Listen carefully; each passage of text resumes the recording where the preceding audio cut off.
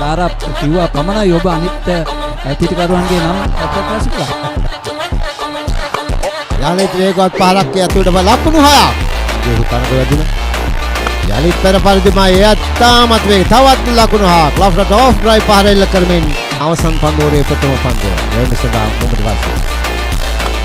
යලිත් ලකුණු 6ක්. එයා හිතා ගන්නටත් බෑ. අද දසුන් සානක රංගිරි දඹුලු ජාත්‍යන්තර ක්‍රීඩා පිටේ 4 විභාගයේම පාකිස්තාන් පන්දියවන් අවතක්සීරුවට ලක් කරමින් ප්‍රහාරය එල්ල කරන ආකාරය අපිට දකින්න ලැබෙනවා. දසුන් සානක යලිත් ඒ උඩ පන්දුවක් ඇදීලා මෙතෙක්දී ලකුණු 6ක්. එයත් ලකුණු 6ක්. වෛද්‍යෝක පන්දුවක් යා නමුත් පිටිකරණය සාර්ථකයි. ඉන්න ගැප් පහසෙන්ම තවත් ලකුණු 6ක් ලබා ගැනීමට සමත් වෙනවා. එයා ස්ක්වයර් ලොෆ් කිරීමක් කරන්නේ පන්දුව කෙලින්ම පිට